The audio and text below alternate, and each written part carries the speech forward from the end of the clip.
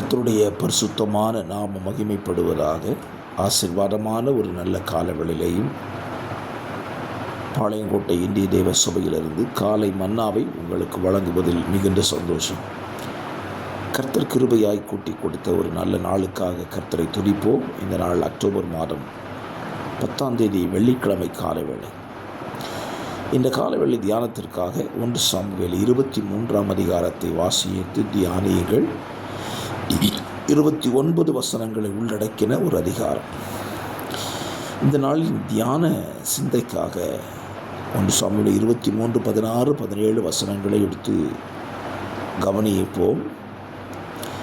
நாம் ஒருவரை ஒருவர் பலப்படுத்த கடமைப்பட்டிருக்கிறோம். சவுல் தாவீதை துரத்தி கொண்டே இருக்கிறான். அப்படிப்பட்ட சூழ்நிலையில் யோனத்தான் இந்த செய்தியை கேள்விப்பட்டு காட்டில் இருக்கிற தாவீதை பலப்படுத்தும்படி அவனிடத்துக்கு போகிறான். அவன் தாவீதை பலப்படுத்துகிற வார்த்தையை சொல்கிறான். 17, நீர் அவருக்கு பயப்பட வேண்டாம். என் தகப்பனாகிய சவுலின் கை உம்மை கண்டுபிடிப்பது இல்லை. நீர் இஸ்ரவேலின் மேல் ராஜாவாய் இருப்பீர், நான் உமக்கு இரண்டாதவனாய் இருப்பேன் என்று சொல்லுகிறான். என்னை கேட்கிற அருமையான கர்த்தருடைய பிள்ளைகளே, இந்த நாளிலே நீங்கள் ஒரு காரியத்தை செய்வதற்கு உங்களை அர்ப்பணித்துக் கொள்ளுங்கள். என்னவென்றால், ஒருவரை ஒருவர் பலப்படுத்துகிற அந்த ஊழியத்தை நாம் செய்ய வேண்டும். ஒருவர் சோர்ந்து போயிருந்தால் அவர்களை போய் பேசி திரும்பவும் சோர்வுக்குள்ளே மாற்றிடக்கூடாது. தாவீதும் பிரச்சனைக்குள்ளே இருக்கிறான். சவுல் அவனை துரத்தி கொண்டே இருக்கிறான். உண்மையானது தான். ஆனால் யோனத்தான் என்ன சொல்கிறான் பாருங்க, நீர் அவருக்கு பயப்பட வேண்டாம், கலங்க வேண்டாம்.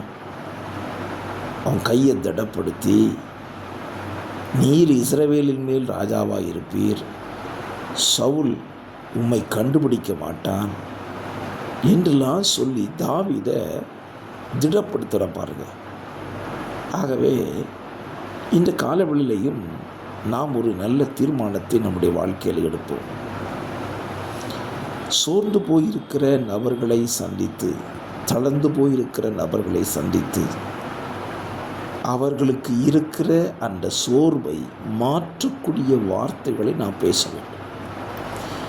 அதற்கு மாறாக அவர்களை இன்னும் சோர்வுக்குள் தள்ளுகிற வார்த்தைகளை நாம் என்ன செய்யக்கூடாது, பேசக்கூடாது. யோனத்தான் அதை பேசினதுனால தாவீதுக்குள்ள இன்னும் கொஞ்சம் பலன் எக்ஸ்ட்ரா வந்திருக்கும். நம்முடைய ஆண்டவரை குறித்து நீங்கள் வேத புத்தகத்தில் படிச்சிருக்கலாமே. அவர் சோர்ந்து போகிறவனுக்குத்தான் சத்துவத்தை கொடுக்கிறார். நம்முடைய ஆண்டவரும் நாம் சோர்ந்து போகும்போது நம்மை தேற்றும்படியான வார்த்தைகளை நம்ம கூட பேசுகிறார்ல, நம்மை பலப்படுத்தும்படியான வார்த்தைகளை நம்மோடு கூட சொல்லுகிறார் அல்லவா. அப்படியானால் அதற்கு அதிகமாக நாமும் செய்ய வேண்டாமா?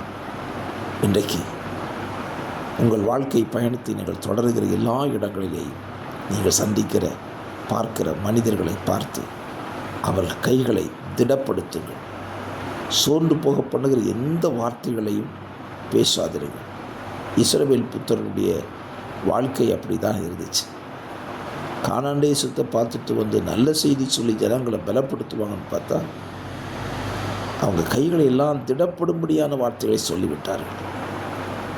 ஆகவே இஸ்ரவேல் ஜனங்களைப் போல் இல்லாதபடி நாம் ஒருவருடைய கரங்களை ஒருவர் பலப்படுத்துகிற அந்த நல்ல ஊழியத்தை நம்ம வாழ்க்கையிலே செய்வோமா?